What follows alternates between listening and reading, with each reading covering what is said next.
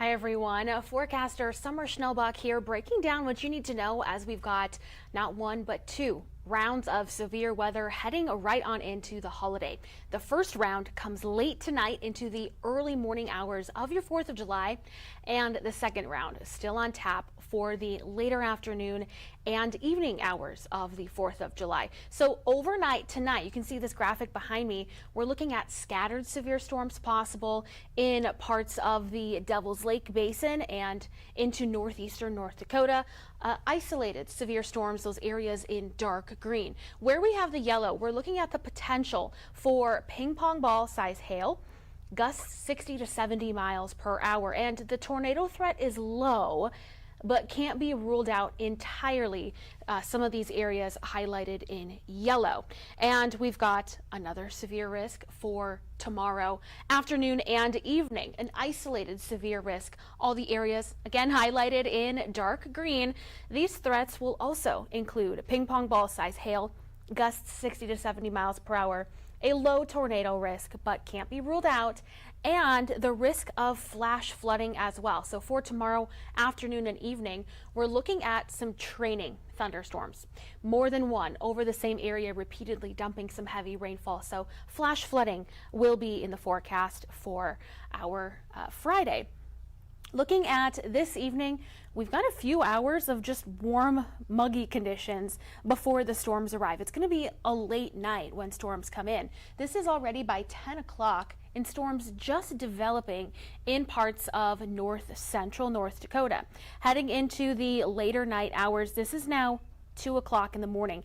And this latest model that just came in within the last hour has pushed it a little bit later than what we were seeing earlier today for arrival time in the Devil's Lake Basin. So this is 5 o'clock in the morning that we're seeing those storms in the Devil's Lake Basin moving into northeastern North Dakota. And all the while, another line of storms out to the east. And in fact, if I back this up a step here, I guess it's going to take me back a couple of steps.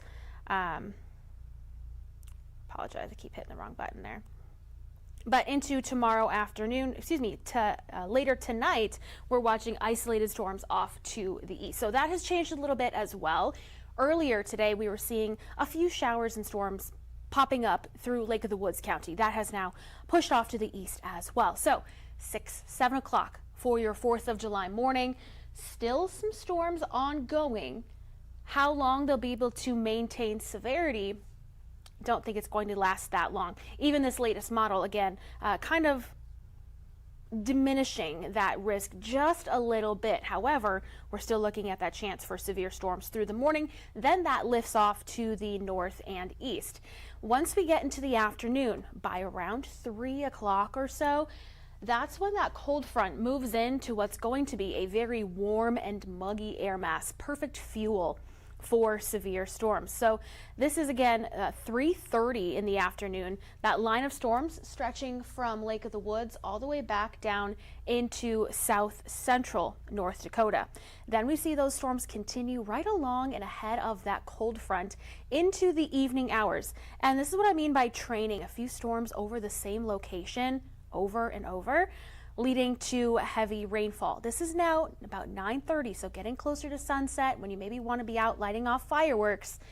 Still some areas of some heavy rain and storm activity. And I'll stand over here so we can see more of our region there. This is just a model projection, but showing that we could see even near the metro, kicking off the Red River Valley Fair and the fireworks show at the fairgrounds, could see some strong and severe storms in the vicinity around that time as well. And they continue into the early overnight hours and into early Saturday morning. So what about rainfall potential? This includes tonight's round of storms, tomorrow's round of storms, and any additional rain and thunderstorms that could pop up throughout the day on Saturday. We're looking at some areas. See the yellow? There's a lot of yellow on the map. 1 to 2 inches of rainfall in those locations. Where you see the oranges, that's 2 or more inches of rainfall. So some soakers moving through tonight and tomorrow. not just the storms, not just the rain, but of course we've got the heat and humidity too. We've got a heat advisory in effect for the highlighted counties beginning 11 o'clock tomorrow morning and continuing through 7 p.m. tomorrow evening for a heat index that feels like temperature upwards of 103 degrees in a couple of locations. And here's just a snapshot of some temperatures tomorrow. This is at 3 o'clock in the afternoon. So before that front rolls in, cools us down and brings that storm potential. Air temperatures 80s and 90s. 93 around 3 o'clock in Fargo with a heat index of 98. And quite frankly, I think that's a little too cool. I think that heat index could easily hit 100 degrees here in Fargo, as well as in Grand Forks, 90 degrees, heat index of 97.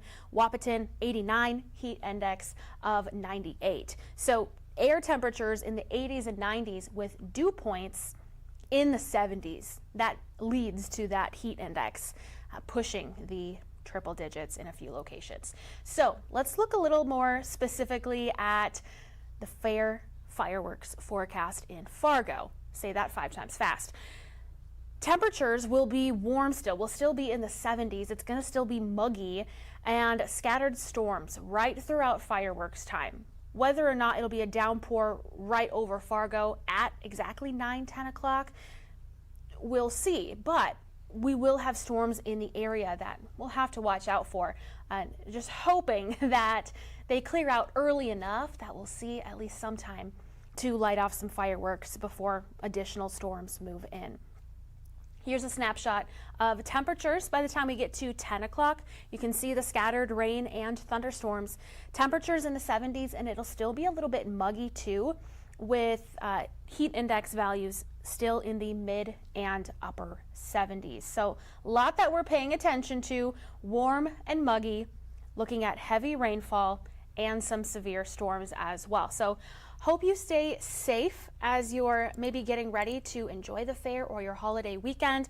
I'll leave you here with a look at the Red River Valley Fairgrounds, putting the final touches on all the rides and the midway, getting ready to kick off tomorrow.